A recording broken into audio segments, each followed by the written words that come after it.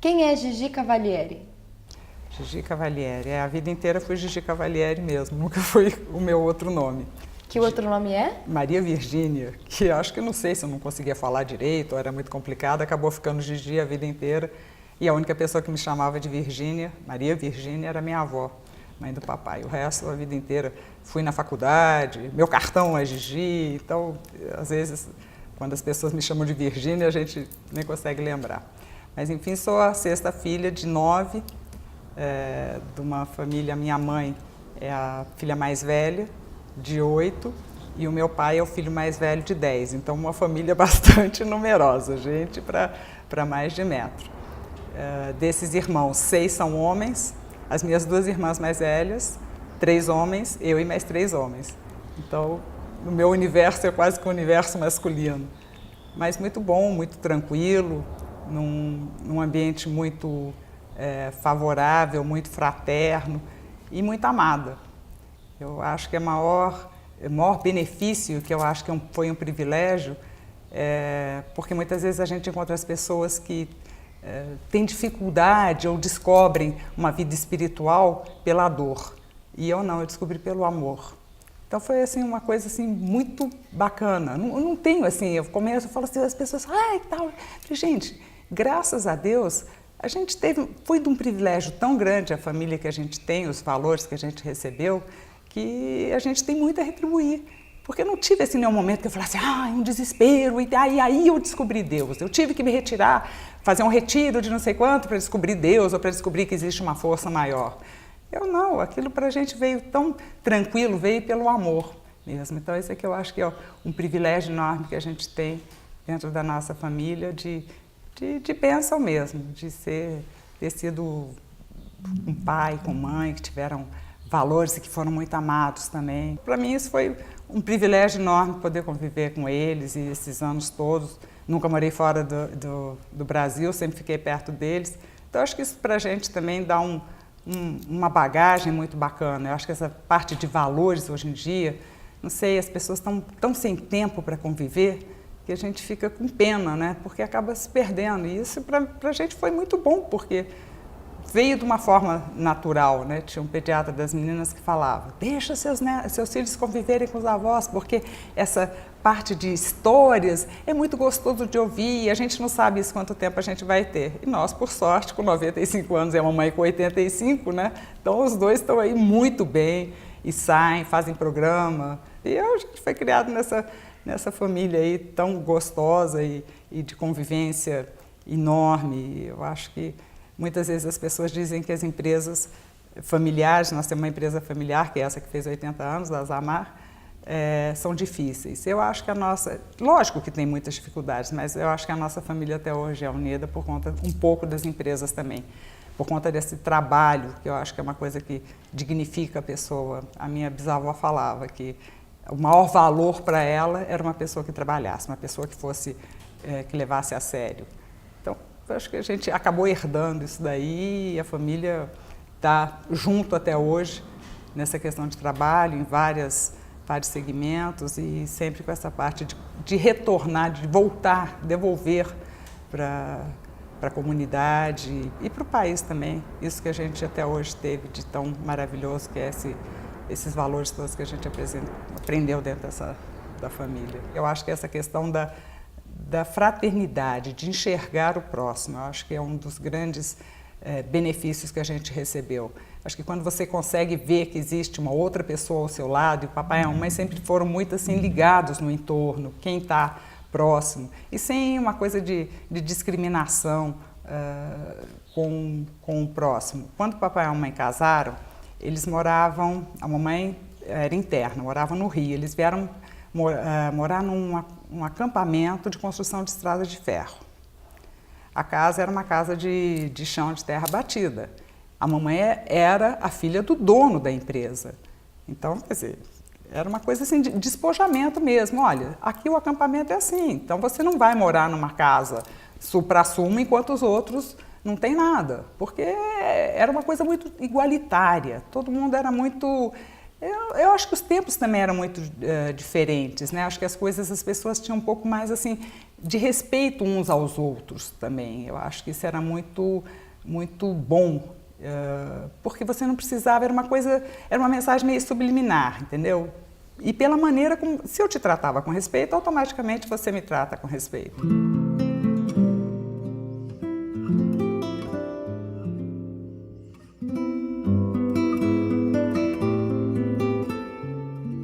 Eu fiz serviço social e na favela a gente via que as pessoas tinham assim uma solidariedade interessante. O pessoal falava, mas você é louca, você anda em tal favela, como é que é e tal? Eu falei, gente, eu nunca fui desrespeitada dentro da favela. Eu já ouvi coisas pela rua aí muito loucas e dentro da favela não. Quer dizer, então eu acho que assim, quando você está numa coisa de igualdade, de fraternidade, eu acho que a coisa caminha diferente. Eu acho que isso falta muito no mundo. Se a gente conseguisse passar isso um pouco mais, e que a gente tem falado muito para os filhos, eles falam, mas o que você quer? Eu falo, olha, eu quero que as pessoas que vocês consigam ser diferentes onde vocês estejam.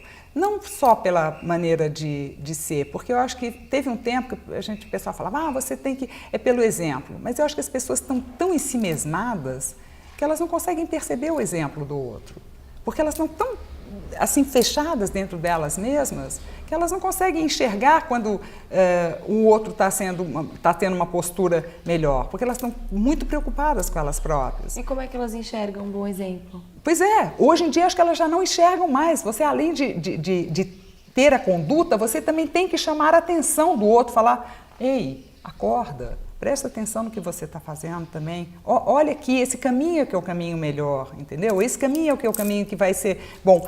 A questão de cultura mesmo, e que você consegue modificar comportamentos se você conseguir mudar a educação. Uma das nossas filhas é professora e a gente estava comentando, ela falou, olha mãe, eu não sei, eu acho que é tão pouco que a gente consegue transformar. Eu falo, bom, é pouco, mas se você não tivesse feito esse pouco, não estaria muito pior? Então, quer dizer, eu acho que a gente tem muito para fazer mesmo e eu acho que a gente tem que trabalhar muito mais em rede. Eu acho que as atitudes estão sendo muito isoladas também das pessoas que estão promovendo um lado bom. Que tem muita gente fazendo um trabalho bom, mas eu acho que essas pessoas estão desconectadas. A gente tem que montar uma rede para que essa coisa dê um impacto maior, para que dê uma visibilidade maior, para que, sabe, nos meios de comunicação, que se note. Porque você não ouve um canal, de repente, falando alguma coisa boa. Porque não dá ibope. Por que isso não dá ibope? Será que nós estamos tão desfocados das coisas boas? A gente fica centrado sempre no meio copo vazio, ao invés de olhar o meio copo cheio, né? Que tem as coisas que são boas e que a gente vale a pena ser bom. Então, eu acho que hoje em dia falta um pouco dessa coisa, dessa proximidade, dessa semelhança com o próximo. Quem é essa pessoa que está aqui do meu lado? Como é que está? A família está bem? Está funcionando? Você tem filhos? Seus filhos estão estudando? Quer dizer, isso tudo, se a gente conseguir fazer, se a gente conseguir ter essa atenção com as pessoas que estão próximas da gente, e junto com o governo também, porque a gente sabe que o governo, recentemente o papai falou, olha, nós temos que nos aproximar um pouco mais do governo para a gente poder ver o que a gente pode colaborar. E foi engraçado, porque eu fui falar com uma pessoa e tal, eu falei, olha, a gente estava pensando, olha, eu faço assim, assim, assado, porque aí eles atendem. Eu falei, não, você não está entendendo. Eu não quero que eles me atendam, eu não estou pedindo nada para eles. Eu quero saber o que a gente pode colaborar. Entendeu? Acho que todo mundo fica muito mais numa preocupação, o que eu posso tirar de proveito disso? Ao invés de pensar, o que eu posso estar servindo, o que eu posso estar devolvendo, o que a gente pode estar aqui no pedaço. Um dia eu estava no mercado, cumprimentei a pessoa que estava do meu lado, ela me olhou assim, eu falei, eu sou sua vizinha. Ela não sabe que eu sou vizinha dela, ela estranhou, uma pessoa está cumprimentando. Eu acho incrível, eu falo, você anda na rua, o cachorro cruza com o outro, abana o rabo. As pessoas cruzam na rua e não se cumprimentam. Então, sabe, as pessoas não sabem quem são, quem mora do seu lado. Aí quando começou uma época aí, acho que foi negócio de assalto de restaurante e tal, né? E aí falaram, vamos montar porque as pessoas têm que saber que aí um avisa o outro. Falei, gente, são coisas básicas. Quer dizer, a maior parte das coisas, eu acho que assim, se a gente não aprender por bem, pelo amor, vai ser pela dor, né? Então, quando você monta a sua casa e você tem que blindar a casa inteira, se você fosse lá e ajudasse a pessoa, se a pessoa não tivesse tanta necessidade, será que ia ser assim? Lógico que tem uma questão de droga, que tem um monte de coisa nesse meio, mas eu acho que se a gente fosse tão mais próximo, tão mais solidário, será que as coisas a gente teria chegado nesse mundo que a gente está? Sabe, eu acho que as pessoas deixaram de se enxergar, deixaram de ver o quanto que isso tem um benefício enorme. No tempo que eu trabalhei com creche, eu fui diretora de creche de baixa renda. Baixa renda, naquela época, era até 3 salários mínimos. E aí, muitas vezes, a gente tinha coisas que vinham para a gente em sobra. E eu falava para a gente, não, vamos guardar. Eu falei, não, vamos repartir. Mas e amanhã? Amanhã vem de novo. E vinha. Era a coisa mais incrível. E vinha mesmo. Olha, nós estamos com muito arroz aqui. E ligava, olha, nós tivemos aqui uma doação, estamos com muito arroz, vocês estão precisando de arroz. Mas e amanhã? Pode deixar que amanhã vem. E vem, as coisas acontecem. É mágico isso, é uma coisa assim, realmente, que o pessoal fala, foi o destino, não sei o quê. Não, sei lá, eu chamo de providência divina, cada um tem as suas referências, né? E eu acredito realmente que a bondade de Deus é uma coisa assim impressionante, que nós somos muito privilegiados com isso. Então a gente tem muito que devolver mesmo.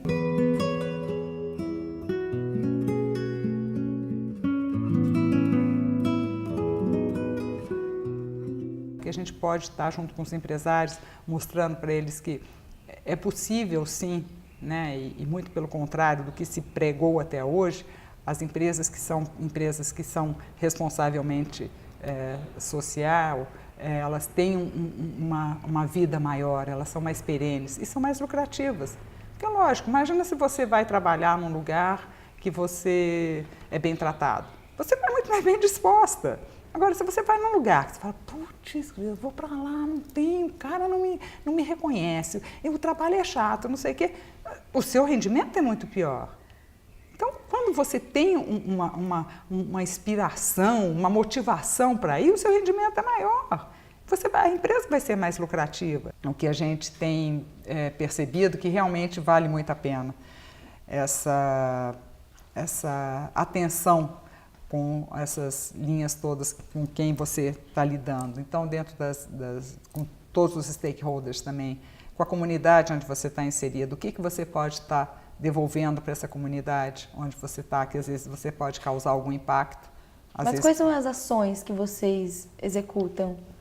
A gente tem algumas preocupações, às vezes, com o entorno. O que você está acontecendo ali? Onde você está? Quem são as pessoas que estão em torno de você? Uma das empresas que é sócia da DCE, que é a Associação dos Dirigentes Cristãos de Empresa, que a gente visitou, eles têm um trabalho muito interessante, porque eles causam um certo impacto de transporte, de entrada e saída na comunidade. Então, o que eles fizeram? Uma vez por mês, eles fazem um café da manhã, uma empresa de produtos alimentícios, eles oferecem um café para a comunidade, é aberto para a comunidade, uma maneira deles estarem retornando. A outra empresa, que também é sócia, uma empresa francesa, eles fazem um trabalho de educação. É uma empresa que trabalha com linha branca, mas assim, eletrodomésticos. E aí eles falaram, como é que a gente pode associar isso, né? Porque também você não vai chegar e educar lá alguma coisa que não está dentro do seu know-how. Então eles foram procurar as escolas da região, e que eu acho que a gente tem que prestar atenção, porque a parte de governo é uma parte muito burocrática, é muito complicado às vezes você fazer algum trabalho em parceria dentro de uma área governamental, porque a escola era uma escola estadual, e a Secretaria da Educação não liberava para eles poderem fazer o trabalho lá. E eles queriam fazer um trabalho na parte de alimentação nutricional, de motivar as crianças, como eles fazem panelas, liquidificador, eletrodomésticos, eles queriam fazer essa parte de alimentação, de uma orientação de alimentação mais sadia, né? Porque a gente tem visto muita questão de obesidade infantil, então de orientar os pais nos finais de semana, eles irem lá e falar, olha, tem um cardápio, e fazer uma recreação também com as crianças, que as crianças ficam muito nessa questão de videogame, não tem uma atividade muito lúdica, né, para poder queimar um pouco de caloria também, e com muito custo conseguiram montar um projeto junto com a escola para poder desenvolver isso. Então, é uma maneira também de estar contribuindo. Isso, lógico, que a própria empresa fica... Isso que eu falo, é uma questão de você vai fazendo para o outro e acaba retornando, porque a empresa começa a ser vista pela comunidade com olhos diferentes. De uma maneira, sabe, poxa, é uma empresa bacana, uma empresa que está me enxergando, está vendo as dificuldades que eu tenho aqui, ou dentro da própria escola, o que você está precisando. Questão de orfanatos também, que a gente tem um trabalho, isso lá em Minas, ou de construção de casas populares, mas com uma qualidade um pouco maior. Dentro da DCE, alguns membros que eram da DCE formaram uma cooperativa de construção habitacional também. E esse grupo, então, construía casas com uma qualidade melhor.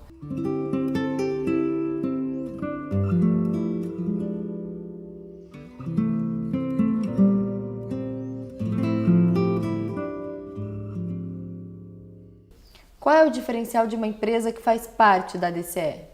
Ela tem um comportamento em relação aos seus stakeholders diferenciado. Ela tem uma gestão diferenciada, ela tem uma gestão mais voltada para o bem comum em todos os segmentos que ela vai estar participando, né? Então, de governo, gerações futuras, que a gente coloca como 8 stakeholders, né? E dentro de uma linha de valorização da pessoa como um todo. Então, da valorização da pessoa nas suas necessidades materiais, nas suas necessidades de cultura e nas suas necessidades de transcendentes, né, espirituais. Como é que as empresas estão trabalhando com essas? E essas empresas são empresas diferenciadas. E fora as empresas, a gente tem também as pessoas, os empresários que estão dentro da DCE. E numa questão de apoio, porque eu acho que é a tal história da rede, né? Quando você vê que o outro está por esse caminho e que esse caminho está dando certo, eu vou aproveitar isso daqui. E como é que foi esse caminho que você seguiu? Como é que foi esse rumo que você está dando? Para que eu vou ter que ficar inventando, descobrindo, abrindo picada se você já abriu? Vamos aproveitar esse know-how que você tem. Você é uma pessoa que trabalha, que tem esses valores, esses princípios, vai ser mais fácil de eu trabalhar com você. A questão da confiança. Quanto tempo a gente perde por falta de confiança? Quanto tempo e quanto dinheiro a gente perde por conta de confiança? Né? Se você tem que ter uma chancela de alguém, você vai num cartório. Para mim, tem umas coisas que eu não consigo, não bate. Como é que uma pessoa que não te conhece, que nunca te viu, atesta um documento e você levando esse documento pessoalmente, não tem validade? Agora, o outro que nunca ninguém viu, carimbou e aquilo vale. Não é doido isso, se você pensar assim, racionalmente, assim, né, cruamente, né? Poxa, se eu pego um documento, levo lá no cartório, o cara olha um outro documento e atesta que aquilo é verdade. Eu estou levando esse documento aqui para você, estou pessoalmente e você não acredita? Quer dizer, a falta de confiança, isso dentro das empresas que você faz parte da DCE, da Uniapac, né? E hoje, com a globalização, você tem empresas no Chile, empresas aqui no Brasil. Estou indo para o Brasil, quem que você me recomenda lá? Você acaba tendo uma rede, você montando uma rede de solidariedade, de confiança. Mas esse diálogo de solidariedade, de espiritualidade, ele é fácil com as empresas? Ele vem encontrando cada vez mais espaço? Eu acho que vem encontrando. Eu sou uma pessoa muito otimista. Eu acho que a gente está num momento, principalmente por conta da crise dos Estados Unidos, a gente está num momento muito propício para isso. E que eu tenho falado, eu acho que a gente tem que tirar proveito para mostrar que essa crise foi uma crise que foi o quê? A crise da mentira, a crise de falta de valores. Esse caminho, de mostrar, olha, esse caminho não estava dando certo. Esse caminho gerou aí um tsunami, né, no mundo. Por quê? Porque foi montado em cima de um castelo de areia. Foi a falsidade. E uma hora a coisa desmoronou. Então, não é por aí. Se a gente for por um caminho de verdade, por um caminho de solidariedade, de confiança, você ganha tempo, você ganha produto, você tem agilidade nas coisas. Então, eu acho que o momento é um momento muito propício. Eu acho que as pessoas estão mais preocupadas, acho que as pessoas estão mais voltadas para isso. Você conversa, tanto é que a responsabilidade social hoje em dia, feito o que você falou, é um termo que eu espero que não seja um termo de modismo, um termo de marketing, que as empresas usem isso para poder vender os seus produtos e não incorporar realmente o que é. Eu acho que a gente está conseguindo perceber porque o mundo não está suportando mais isso. Os principais valores e os princípios da DCE são referentes à pessoa. É você poder priorizar a pessoa. Então, você, por exemplo, eu não fazer no seu lugar aquilo que você pode fazer. Então, eu posso, por exemplo, propiciar que você se desenvolva. Porque se eu estiver fazendo o que você pode fazer, eu estou te achatando, eu não estou te deixando desenvolver. Então, é o princípio da subsidiariedade, que eu te dê condições para que você possa se promover. E isso, se você puxar também para o lado da família, é igual com o filho. Você não vai fazer para o filho aquilo que ele pode fazer, porque senão você acaba minimizando. Então, dentro das empresas, o que eu posso promover para o meu funcionário? Que ele se desenvolva, que ele cresça. A gente escuta muito, mas eu treino e a pessoa vai embora. A pessoa vai embora por quê? Alguma coisa o outro tem. Porque hoje em dia, eu acho que a gente está, quando eu digo que está num momento bom, porque os jovens, eles não vão por uma questão só financeira. Se você oferecer muito dinheiro, mas o ambiente for horrível, eles não vão ficar. Eu sei, a gente tem filhos e convive num universo que a gente vê isso. Fala, não vou embora, o cara não me trata bem, o cara me explora, o cara não tem consideração. Não adianta pagar muito, a pessoa não fica. Então, se a pessoa for treinada, mas ela estiver num ambiente bom, ela vai ficar. Agora, se a outra empresa for tão boa quanto a sua e você treinou aquela pessoa vai ser semente naquela outra empresa. Pô, você treina outro também. Sabe, eu acho que é essa questão do compartilhar, é questão de você contribuir para que as coisas fiquem melhores. E dentro da DCE, dentro desses valores, quando você fala que são valores cristãos, mas são valores universais. São valores que realmente você pode estar utilizando em qualquer uma das religiões. Nós estamos em 30 países do mundo. Estamos na África, na Europa, no Brasil, na América Latina toda. Então, estamos acho, aproximadamente 25 mil sócios no mundo. Então, acho que a gente tem força para poder fazer essa transformação. Por isso que eu acho que é importante da gente trabalhar em rede, a gente poder utilizar esses relacionamentos que a gente tem para melhorar o ambiente empresarial, o ambiente de governo, as relações com as gerações futuras.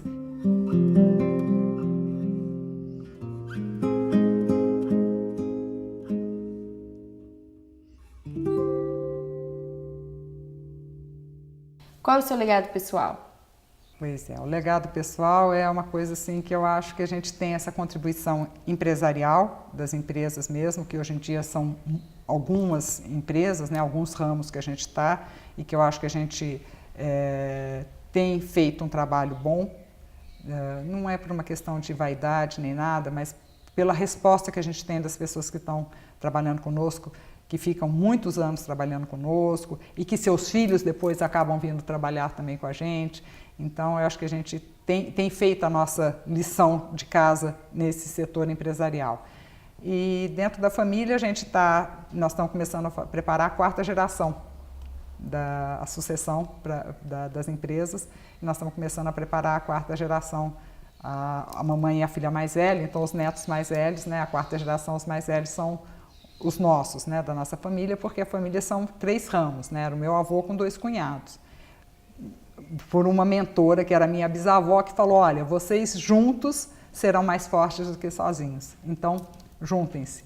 E aí formou a sigla ASAMAR, que são as iniciais dos 3, que persiste até hoje, né? Então, eu acho que o legado que a gente está deixando é esse, dentro das empresas, dentro da DCE, que é essa questão da responsabilidade social, e dos valores e dos princípios cristãos, mas são valores universais. A gente tem outras denominações dentro da DCE também. Eu acho que se a gente formar pessoas boas, elas vão estar sendo semente nas empresas onde elas estiverem trabalhando, né?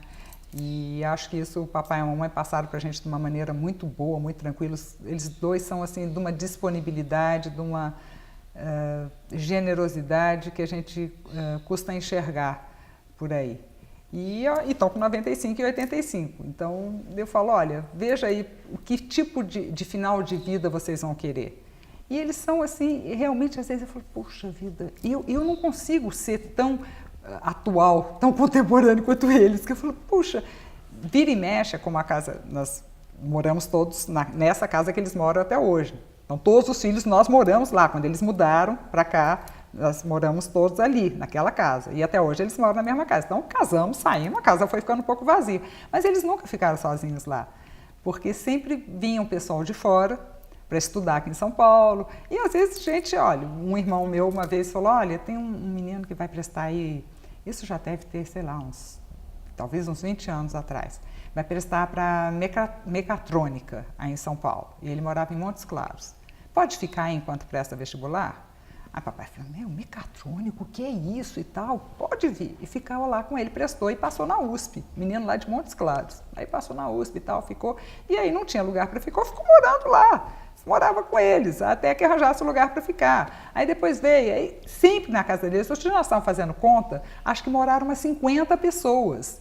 Porque foram para um tempo para ficar, para fazer faculdade e tal, não sei o que, tinha espaço, pode, ficava, e acolhia. Era uma coisa assim tão incrível. E eu me lembro quando eu era mais nova que eu falava assim, lá em casa eu tenho 8 irmãos. Nossa, mas na sua casa deve ser umas panelas desse tamanho. Eu falava, não tem disso não tem as panelas desse tamanho. E tem comida para todo mundo. Quer dizer, a casa é gigante? Não, é uma casa, sei lá, tem 5 quartos, mas acomoda todo mundo. Então, eu acho que essa questão da generosidade, eu acho que a gente tem que como legado, passar isso também para os nossos filhos, porque eu acho que as pessoas hoje em dia estão muito ensimesmadas e não querem abrir mão de nada, entendeu? Lógico que causa algum impacto você ter uma pessoa que está morando na sua casa que você não conhece, lógico que isso causa, mas abra mão disso pelo convívio, porque essa pessoa, o que ela me traz? Então, eles são super atuais, eles conversam de tudo, porque eles tiveram isso também dentro da casa deles. Pessoas novas, que vêm com assuntos diferentes. Então, isso que eu acho que é para a gente também, sabe, olhar, sair de dentro da gente, enxergar um pouco mais o entorno também. Então, qual é o sonho de mundo ideal? O sonho de mundo ideal é um sonho de mundo onde as pessoas confiem, onde as pessoas se enxerguem no outro como gostariam de ser vistos e que confiem. E que tenham principalmente, que eu acho que é a questão da espiritualidade, eu acho que é importante, porque senão a quem você se apega, a quem que você vai se dirigir, quem te sustenta num momento de dificuldade. Uma vez eu encontrei uma pessoa que falou que era ateia. Eu falei, meu, como você vive? Ela falou, não, é muito fácil. Eu falei, meu, não pode ser fácil. Num momento de dificuldade, quem que você vai se apegar? Então, eu acho que essa questão da espiritualidade é muito boa. E eu vejo, às vezes, quem não tem, ficar procurando, vagando pelo mundo. Às vezes você vê as pessoas, porque eu fui não sei aonde. Não, é aqui dentro da gente. Essa força está dentro da gente. Você não precisa sair pelo mundo afora. É uma conexão, sabe, direta, sabe? É um encontrar interior. Então, se as pessoas se reencontrarem, se elas tiverem noção da fortaleza que elas são, da grandeza que elas são, e que o outro é igual a você, que tem essa mesma fortaleza, que merece esse mesmo respeito, essa mesma consideração, eu acho que esse vai ser um mundo que a gente um mundo perfeito que a gente vai conseguir, e que aí você tenha confiança no outro.